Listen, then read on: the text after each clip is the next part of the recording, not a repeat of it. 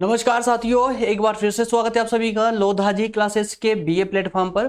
दोस्तों, BA first year में व्यष्टि अर्थशास्त्र माइक्रो इकोनॉमी की सीरीज को कंटिन्यू करते हुए आज के सेशन में हम बात करेंगे उत्पादन फलन की। जी हां दोस्तों, हमारा टॉपिक होगा उत्पादन में परिवर्तनशील अनुपातों का नियम। क्या है दोस्तों? परिवर्तनशील अनुपातों का नियम, ये हमारे टॉपिक का नाम है। लेकिन परिवर्तनशील अनुपातों के नियम को समझने से पहले, इस नियम को समझने से पहले दोस्तों, हमें जो है उत्पादन फलन को समझना अति आवश्यक है, क्योंकि ये पूरा टॉपिक ही उत्पादन की प्रक्रिया पर निर्भर है या उत्पादन के सिद्धांत पर निर्भर है। क्लियर है? तो स्टेप बाय स्टेप हमें इस पूरे टॉपिक को समझना है। इसके लिए आज के सेशन में हम सिर्फ और सिर्फ उत्पादन फलन की बात करेंगे। उसके बाद में दोस्तों नेक्स्ट टॉपिक फिर होगा हमारा परिवर्तनशील अनुपातों के नियम पर, जिससे कि टॉपिक भी पूरे कंप्लीटली समझ आने वाला है। आइए दोस्तों शुरू करते हैं, क्लास को स्टार्ट करें। उससे पहले मैं आप लोगों को एक नोटिफाई कर दूं कि जो भी दोस्त बीए फर्स्ट ईयर के अलावा किसी प्रतियोगी परीक्षा के लिए अगर माइक्रो इकोनॉमी कंप्लीट करना चाहते हैं या बीए फर्स्ट ईयर के अलावा किसी और सिलेबस में हैं, आप जैसे कि अगर आप हो सकता है कि आप बीकॉम कर रहे हैं, बीबीए कर रहे हो या एमबीए कर या एलएलबी, बीए एलएलबी, उसमें भी अगर आपको ये सिलेबस फॉलो करना पड़ रहा है तो आप इस सीरीज से अपने सिलेबस को कंप्लीट कर सकते हैं, बस अपने टॉपिक को मैच करते हुए। क्लियर है? चलिए शुरू करते हैं दोस्तों, अपने सेशन को शुरू करते हैं। जानते हैं कि उत्पादन फलन क्या होता है। आइए पूरे विस्तार समझने का प्रयास करेंगे। मेरे प्यारे दोस्तों, मैं एक बार दिखा दूं, थर्ड यूनिट स्टार्ट हो चुकी है माइक्रो इकोनॉमी के अंतर्गत, जिसमें आज हम बात कर रहे हैं उत्पादन परिवर्तनशील अनुपातों के नियम पर। क्लियर है? चलिए पहला ही टॉपिक है हमारा आज का। टॉपिक से संबंधित आज के टॉपिक अर्थात उत्पादन फलन से संबंधित कुछ महत्वपूर्ण प्रश्न इस प्रकार से प्रश्न पढ़ लीजिएगा आप लोग। यहां पर टाइम देने से बेहतर है कि आगे बढ़े। आइए, उत्पादन फलन क्या है, इसको थोड़ा सा दोस्तों आपको एक बार व्यवहारिक रूप से समझना होगा, है ना। और थ्योरेटिकल रूप से भी आपको आपके लिए डेटा में लेकर आया हूं, जो कि यहां पर हम थ्योरेटिकल प्लस व्यवहारिक दोनों रूप से समझने वाले हैं, जिससे कि आपका ये पूरा अध्ययन एकदम इजी बन जाए। ठीक है? उत्पादन फलन क्या है, नाम जितना टफ नहीं है, जितना टफ नाम दिख रहा है ना कि उत्पादन फलन, पहली बार तो यार दोस्तों देखिए, इकोनॉमी का एक सिद्धांत है, जब हिंदी वाले वर्ड समझ नहीं आए ना तो उसको इंग्लिश वाले वर्ड में देख लीजिए करें। अब देखिए इसका इंग्लिश कितना इजी है, प्रोडक्शन फंक्शन। क्या है? प्रोडक्शन फंक्शन, है ना। तो अभी प्रोडक्शन फंक्शन सुनते ही हमें अब एक चीज समझ आती है कि यार ये प्रोडक्शन से संबंधित कुछ एलिमेंट है। क्या? उत्पादन फलन। अब वो क्या है ये हम अच्छे से आज समझने वाले हैं। तो पहले आप एक मस्तिष्क में एक इसकी फ्रेम बना लीजिए कि मोटे मोटे रूप से कि ये उत्पादन फलन एक्चुअल में होता क्या है। मेरे प्यारे दोस्तों देखिए, अगर हम एक उदाहरण लेते हैं कि जैसे आप अगर कोई उद्योग डालना चाहते हैं किसी भी स्तर पर, वो कुटीर उद्योग भी हो सकता है, वो बृहद उद्योग भी हो सकता है। आप में से कोई भी एक उद्योग डालना चाहते हैं तो आप सबसे पहले क्या करेंगे? आप मान लेते हैं कि आपके पास में पूंजी, पैसा बहुत है, तो क्या सिर्फ पैसे से आप उद्योग खड़ा कर लेंगे? आप बोलेंगे नहीं।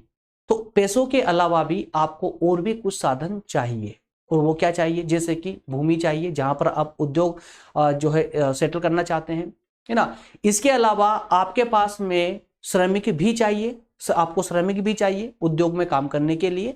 इसके अलावा एक उद्यमी के रूप में एक साहस की भी आवश्यकता होती है। कुल मिलाकर के आपको कुछ साधनों की आवश्यकता होगी, जिन साधनों से आप उत्पादन करना चाहते हैं, है ना। तो ऐसे कुछ साधन भी चाहिए आपको। तो अगर आपके पास अब साधन है, साधन भी आपके पास में है, और आपका पूरा इच्छा भी है कि मैं एक उद्योग का निर्माण करें, एक उद्योग बनाए, उद्योग डालते, तो अब उस स्थिति में आप सबसे पहले क्या डिसीजन लेंगे कि जो साधन है आपके पास में उत्पत्ति के, उन साधनों का कैसे प्रयोग करें, उन साधनों का यूटिलाइज कैसे करें कि आपका उत्पादन अन्य उद्योगों की अपेक्षा अधिक हो। मान लेते हैं कि चार साधन है। क्या क्या है? श्रम, पूंजी, भूमि और साहस। चार साधन आपके पास भी है और चार साधन आपके मित्र के पास भी है, जिसका पहले से उद्योग डला हुआ है। ठीक है ना। तो अब लेकिन इन साधनों से वो अपने उद्योग में अधिक प्रोडक्शन नहीं दे पा रहे, लेकिन वही उद्योग आप भी डालना चाहते हो उन्हीं साधनों के बल पर, वही साधन लेकर के, लेकिन आप एक ऐसी टेक्नोलॉजी, एक ऐसे तरीके का इस्तेमाल करते हो, एक ऐसी टेक्नोलॉजी या तकनीक का इस्तेमाल करते हो जिससे आपके पास जो साधन है उनका बेहतर यूटिलाइज हो सके। और ये साधनों का बेहतर यूटिलाइज करके सामान्य उत्पादन से अधिक उत्पादन करने की जो तकनीक है आपकी, वही तकनीक यहां पर उत्पादन फलन कहलाती है। याद रखिएगा, क्या कहलाती है? उत्पादन फलन। क्या कहलाती है? देखिए, जब कोई उद्यमी या उत्पादन करता कोई फर्म, उद्योग या कुछ प्लांट वगैरह डालता है, तो उसमें सबसे पहला कार्य वो क्या करता है? एक ऐसी तकनीक का चुनाव जो उसके उत्पत्ति के साधनों को संयोग करके मतलब सभी साधनों को आपस में मिला करके उनका सामूहिक रूप से उचित उपयोग कर सके, और उन साधनों का उचित उपयोग करके और उत्पादन की अधिक मात्रा प्राप्त कर सके। तो इस पूरी प्रक्रिया में जो पहली तकनीक होती है ना, फर्म डाली, पहली बार जो तकनीक का इस्तेमाल किया उसने, उसी प्रथम तकनीक है ना, प्रथम तकनीक को ही हम उत्पादन फलन या प्रोडक्शन फंक्शन के नाम से जानते हैं। क्लियर हुआ? एक बार इसको भी पढ़ लीजिए दोस्तों, थ्योरेटिकल पार्ट को भी पढ़िए, आपको इजीली समझ आएगा, कुछ भी नहीं इसके अंदर। देखिए, जब एक फर्म या उत्पादन करता, एक सेकेंड, ओके, जब एक फर्म या उत्पादन करता किसी उद्योग, फर्म या प्लांट को लगाता है, तो वह इस तकनीक का चुनाव करता है कि कैसे उत्पत्ति के साधनों का या उत्पत्ति के साधनों के अनुकूलतम संयोग के द्वारा, अब इसको थोड़ा समझ लीजिए, उत्पत्ति के साधन कोई एक साधन तो नहीं हो सकता। जैसे मैंने प्रारंभ में बताया आप लोगों को कि सिर्फ आपके पास अगर पूंजी है तो आप उद्योग नहीं डाल सकते, या सिर्फ आपके पास में श्रम है तो भी आप उद्योग नहीं डाल सकते, बल्कि उद्योग डालने के लिए जितने भी आवश्यक साधन है उन सबकी आवश्यकता आपको पड़ने वाली है ना। तो जो श्रम, ये साधन दिए गए हैं, श्रम, पूंजी, भूमि और साहस, इन सभी साधनों को संयोग करके या सामूहिक रूप से इन सभी साधनों का उचित अपने उत्पादन को बढ़ाने के लिए एक अनुकूलतम प्रयोग करना, उनका है ना, बेहतर यूटिलाइज करना। तो पहले जो भी उत्पादन करता होता है उसका एक ही उद्देश्य होता है कि वो एक ऐसी तकनीक का चुनाव करे जिससे वो अपने पास उपलब्ध उत्पत्ति के साधनों का बेहतर उपयोग कर सके। और इसी क्रम में या उत्पादन के सिद्धांत की ये जो प्रथम तकनीक है, यही प्रोडक्शन फंक्शन कहलाती है या उत्पादन फलन कहलाती है। किसी भी वस्तु का उत्पादन उत्पत्ति के साधनों के बिना संभव नहीं है ना। उत्पत्ति के बिना साधनों के कोई व्यक्ति उत्पादन कर सकता है? बिल्कुल नहीं कर सकता। किसी भी वस्तु का उत्पादन साधनों के सामूहिक प्रयत्नों का फल है। जब सभी उत्पादन के जो साधन है, वो सभी साधन जब सामूहिक रूप से मिलकर के, जब एक दूसरे को सहयोग करके जब प्रक्रिया करते हैं, जब प्रोसेस होती है, तभी कहीं जाकर के उत्पादन हो पाता है किसी भी वस्तु का। तो ये साधन विभिन्न अनुपात में एकत्रित या कार्यशील होते हैं। विभिन्न अनुपात में कितने उत्पादन के लिए कितने श्रम की आवश्यकता होगी, कितनी भूमि की आवश्यकता होगी, कितनी पूंजी की आवश्यकता होगी, तो एक विशेष अनुपात में ये सभी साधन आपस में मिलते हैं, मिलकर के फिर जाकर के ये प्रक्रिया प्रारंभ होती है जिससे उत्पादन हो पाता है। क्लियर है? तो दोस्तों, ये जो तकनीक है ना, ये तकनीक जो है प्रथम तकनीक, यही प्रथम तकनीक आपका उत्पादन फलन कहलाती है। याद रखिएगा। क्लियर है? चलिए आगे बढ़ते हैं। अब कुछ परिभाषाओं को भी देख लीजिए दोस्तों। अब थोड़ा सा भी इसका एरिया बढ़ने वाला है ना। अभी तक यहां से क्या समझे आप लोग कि जब भी कोई उत्पादन करता कोई फर्म लगाता है, तो सबसे पहला उसका उद्देश्य होता है कि वो एक ऐसी टेक्नोलॉजी का चुनाव करे जो उसके साधनों का बेहतर यूटिलाइज कर सके। और जब वो उन उत्पादन के साधनों का बेहतर यूटिलाइज करेगा, तभी जाकर के वो अपना उत्पादन में वृद्धि कर पाएगा या अपना उत्पादन अधिक कर पाएगा, बढ़ा पाएगा। क्लियर है? अब इसका थोड़ा सा क्षेत्र और बढ़ाएंगे हम थोड़ी दोस्तों। उससे पहले आपके एग्जाम के लिए दो परिभाषाएं मैं लेकर आया हूं, इनको आप स्वयं करेंगे, मैं इसमें कुछ भी नहीं बताने वाला हूं, ठीक है ना। ये फर्ग्यूसन और लेफ्ट विंच, फर्ग्यूसन और लेफ्ट विंच, इन दोनों में से जो आपको इजी लगे ना उसको आप कर लीजिए, ठीक है। दो में से एक कर लीजिएगा, दोनों करने की आवश्यकता नहीं है। दो में से एक परिभाषा आप याद कर लीजिए, क्योंकि आंसर में जब आप परिभाषित करते हैं ना आप आंसर को, तो ज्यादा बेहतर रूप से जो है अच्छे एक इफेक्ट पड़ता है यार आपकी आंसर राइटिंग पर, ठीक है ना। चलिए, और इसी उत्पादन फलन को हम एक, अब देखिए इसका थोड़ा सा क्षेत्र आगे बढ़ाने वाले। अब थोड़ा सा इसको आगे कैसे बढ़ाएंगे समझिए इसको दोस्तों। उत्पादन फलन की अगर जो हम बात करते हैं, तो एक उत्पादन फलन क्या करता है जरा समझिए। एक उत्पादन फलन एक दिए गए समय के लिए या ऐसा समझिए एक समय विशेष में, एक समय विशेष में, है ना।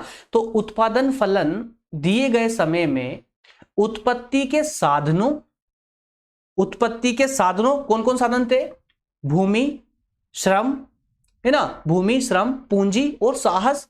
तो ये जो उत्पत्ति के साधन है इनमें, और जो उत्पादन हुआ है या जिस वस्तु का उत्पादन हुआ है उस वस्तु में, उत्पत्ति के साधनों और उत्पादित वस्तु के बीच में जो भौतिक संबंध होता है वही भौतिक संबंध उत्पादन फलन कहलाता है।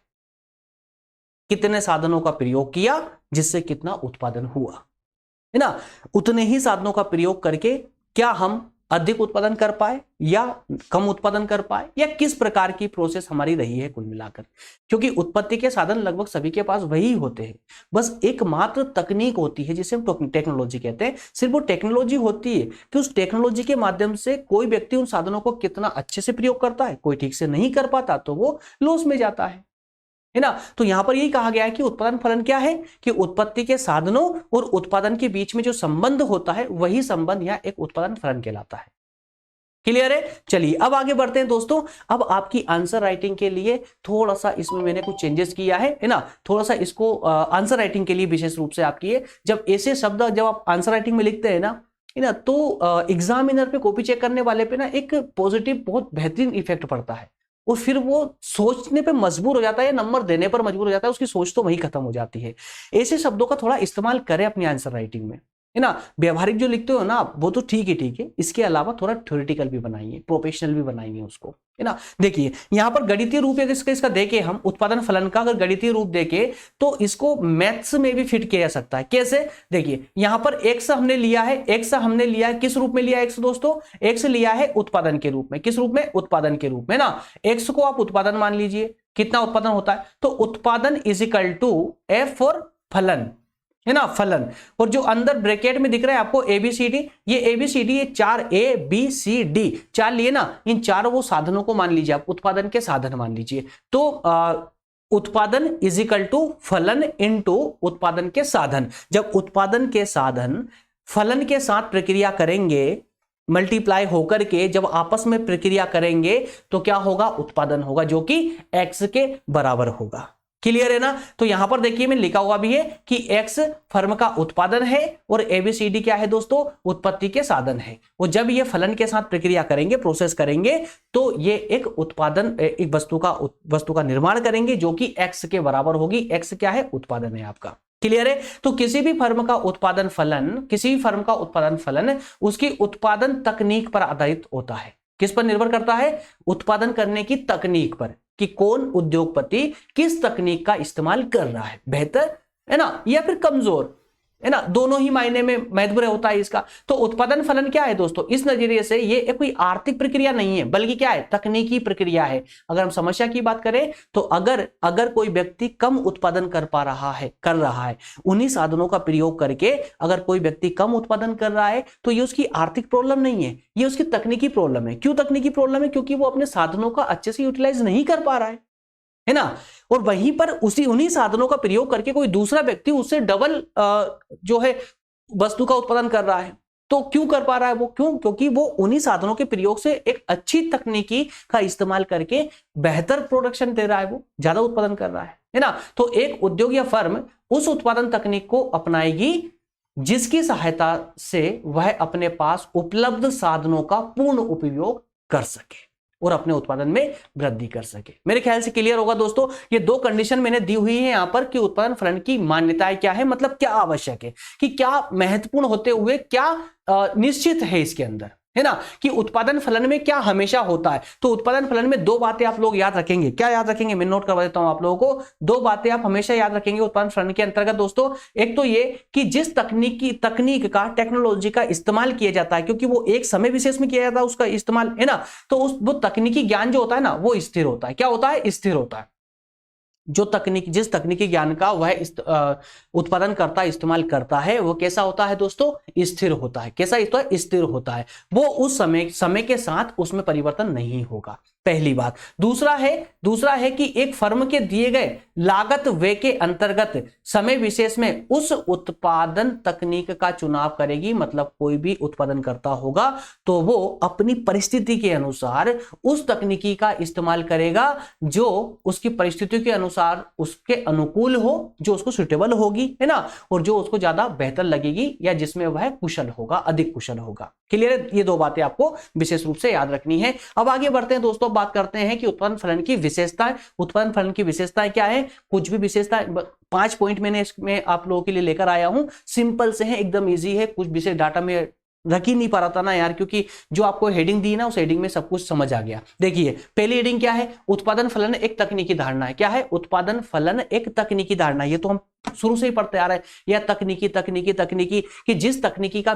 प्रयोग करके एक उत्पादन करता अपने उत्पादन को बढ़ा लेता है, अपने उत्पादन में वृद्धि कर लेता। तो क्या है? ये उत्पादन तकनीकी ही है ना। और इसमें ये क्या दिखाता है दोस्तों? ये एक तकनीकी धारणा है। क्यों है? क्योंकि ये जो है ना उत्पत्ति के साधनों की मात्रा में, ऐसा समझिए आपकी कितने उत्पत्ति के कितने साधनों का आपने इस्तेमाल किया और कितनी वस्तुओं का निर्माण किया, उन साधनों के प्रयोग से कितनी वस्तु का निर्माण किया, तो इसके बीच में जो भौतिक संबंध होता है उस भौतिक संबंध को दर्शाता है ये क्या? उत्पादन फलन। दूसरा है दोस्तों इसमें उत्पादन फलन का संबंध साधनों और वस्तु की कीमत से नहीं होता है भाई साहब, टेक्नोलॉजी से होता है इसका संबंध, है ना। कीमत से नहीं होता, कीमत चाहे कुछ भी, उससे कोई मतलब नहीं है। हो सकता है कि आपने 10 प्रोडक्ट बनाए, उसकी कीमत बाजार में बढ़ गई, तो इसका मतलब ये नहीं है कि आपने बेहतर उत्पादन किया है ना, बेहतर उत्पादन किया, इसका मतलब बिल्कुल नहीं हो। जैसे मान लेते हैं कि आज वर्तमान में मान लेते हैं कि एक माह है, उस एक माह में वही उत्पादनकर्ता अपने साधनों का बेहतर इस्तेमाल करते हुए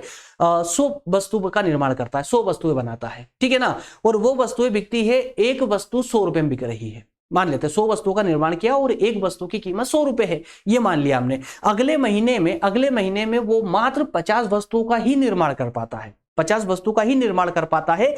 लेकिन उस समय में उन वस्तु की कीमत कितनी हो गई है? 500 रुपए। 100 रुपए से सीधी बढ़कर कितनी हो गई? 500 रुपए हो चुकी है। तो इसका मतलब क्या हुआ कि उत्पादनकर्ता को आर्थिक लाभ तो हुआ है, लेकिन उत्पादन गिर गया उसका, क्योंकि पहले उसने 100 वस्तुओं का निर्माण किया था और अब उसने मात्र 50 का ही किया है, तो यहां पर उसका उत्पादन गिर चुका है। तो उत्पादन फलन नकारात्मक गया है ना, सकारात्मक नहीं हुआ, मतलब कि उसमें वृद्धि नहीं हुई उत्पादन में। क्लियर है ना। तो यहां पर ये जो कंडीशन होगी ये उत्पादन फलन के लिए नकारात्मक होगी, याद रखिएगा। इसलिए हम कहते हैं कि उत्पादन फलन का संबंध जो है कीमत से नहीं होता भाई साहब, टेक्नोलॉजी से होता है, उसकी उत्पादन की मात्रा से होता है, दोनों के बीच में संबंध से होता है। क्लियर है ना। और नेक्स्ट है उत्पादन फलन में समय तत्व महत्वपूर्ण स्थान रखता है। समय तत्व, जी हाँ, किसी भी उत्पादन फलन के अंतर्गत किसी भी तकनीक का इस्तेमाल एक समय विशेष के लिए किया जाता है, क्योंकि जब भी उत्पादन करता हर महीने तो कोई फर्म की शुरुआत नहीं करेगा, है ना। जब वो शुरुआत करता है तो शुरुआत में ही वो एक टेक्नोलॉजी एडॉप्ट करता है, जिससे वो अपने साधनों का प्रयोग करके उत्पादन में वृद्धि कर सके, है ना। तो मतलब कौन सी टेक्नोलॉजी लेता है वो, जिससे उसको खुद समझ आती है ना कि यार ये टेक्नोलॉजी लेता हूं तो मैं इतना उत्पन्न कर पाऊंगा, ये मशीनें लूंगा तो मैं इतना उत्पन्न कर पाऊंगा। अलग अलग रहता है सब कुछ, तो उस समय में वो जो भी डिसाइड करता है तो वो उस समय विशेष के लिए होता है ना। इसलिए कहा गया कि उत्पादन फलन में समय तत्व का बहुत महत्व रहता है। समय के अनुसार साधनों की पूर्ति में परिवर्तन होते रहते हैं। देखिए साधन जो होते हैं वो कभी भी स्थिर नहीं होते, याद रखिए। क्यों? क्योंकि मान लेते हैं कि आज की जो मजदूरी है, एक श्रम की बात करें, एक श्रमिक का जो श्रम है या मजदूरी जो है, मान लेते हैं उदाहरण लेते हैं कि आज एक सामान्य मजदूरी 500 रुपए मान लेते हैं, 500 रुपए मजदूरी है। क्या ये बताइए क्या 2 साल बाद भी ये 500 रुपए ही रहेगी? बिल्कुल नहीं रहेगी, वो बदल जाएगी। तो यहां पर एक बात और भी कही गई है कि उत्पादन के साधनों को अगर आप अल्पकाल थोड़े समय के लिए अगर इस्तेमाल करते हो ना तो उनमें स्थिरता देखी जाती है। जैसे मान ले किसी मजदूर से आप बात करने जा रहे हो कि भाई मेरे यहाँ पर काम करना है, आपको बताइए क्या लोगे? वो बोले साहब 500 रुपए पर डे चाहिए, है ना। आपने बोल दिया कि ठीक है आपको 6 महीने रेगुलर काम करना है मेरे पास, तो वो चलो ठीक है सर कर लेंगे, है ना। लेकिन आप उसको बोलो कि मैं आपसे 5 साल तक आपको काम देने वाला हूँ, 500 रुपए पर डे में आप काम कीजिए, तो क्या वो करेगा? आपके पास नहीं करेगा। क्यों? क्योंकि आप 500 रुपए फिक्स कर दिए है आपने, जबकि उसको अच्छे से पता है कि हर साल उसकी मजदूरी बढ़ने वाली है ना। तो इसका मतलब क्या हुआ कि जब हम शॉर्ट टर्म की बात कर रहे हैं, अल्पकाल की बात कर रहे हैं, तो मजदूरी फिक्स है ना, स्थिर है। लेकिन दीर्घ काल के लिए, लंबे समय के लिए मजदूरी फिक्स नहीं है, परिवर्तनशील है। क्लियर है। तो इसी प्रकार उत्पादन फलन में समय का बहुत महत्व है, समय के साथ में उत्पादन फलन में जो है परिवर्तन आता है। आई होप क्लियर होगा। नेक्स्ट पॉइंट की तथ्य की बात करें तो उत्पादन फलन में तकनीकी ज्ञान स्थिर होता है। पहले ही बता चुका हूं आप लोगों को, तकनीकी ज्ञान बार बार परिवर्तित नहीं होता है। जिस तकनीकी का इस्तेमाल उसने पहले कर लिया है वही तकनीकी उसकी लास्ट तक अब चलने वाली है। नेक्स्ट है उत्पादन फलन में साधनों को एक दूसरे के पूरक के रूप में इस्तेमाल किया जाता है ना। समझिए, भूमि, श्रमिक, भाई देखिए, भूमि की भी आवश्यकता होगी उत्पादन में तो श्रमिक की भी होगी। बिना श्रमिक के क्या उत्पादन कर पाओगे? नहीं कर पाओगे। मशीनें हैं तो मशीनों के बिना क्या श्रमिक अकेले उत्पादन कर लेंगे? नहीं करेंगे। रॉ मटेरियल होता है तो रॉ मटेरियल के बिना कर लेंगे? नहीं हो पाएगा। मतलब ये है कहने का कि जितने भी उत्पादन के साधन हैं उन सबको सामूहिक रूप से मिला करके ही उत्पादन किया जा सकता है। क्लियर है पांचों तथ्य दोस्तों? ठीक है ना। तो इसी के साथ में हमारा उत्पादन फलन वाला तथ्य होता है कंप्लीट। उत्पादन फलन बस। अब ये जो आपका टॉपिक था दोस्तों, अब ये टॉपिक आपको परिवर्तनशील अनुपातों के नियम को समझने में सहायता करेगा। और इस परिवर्तनशील अनुपातों के नियम का एक अन्य नाम भी है सीमांत उत्पत्ति ह्रास नियम, जो कि नेक्स्ट टॉपिक होने वाला है और आज ही होने वाला है। ये सेशन 11 बजे, आगे 3 बजे आपको एक सेशन इसका तुरंत मिल जाएगा। अभी 10 तारीख तक दोस्तों हम पर डे आपको 2 सेशन देंगे, सुबह 11 बजे और दोपहर में 3 बजे। क्लियर है ना। चलिए मिलेंगे नेक्स्ट सेशन में दोस्तों, 3 बजे मिलते हैं। Thank you so much.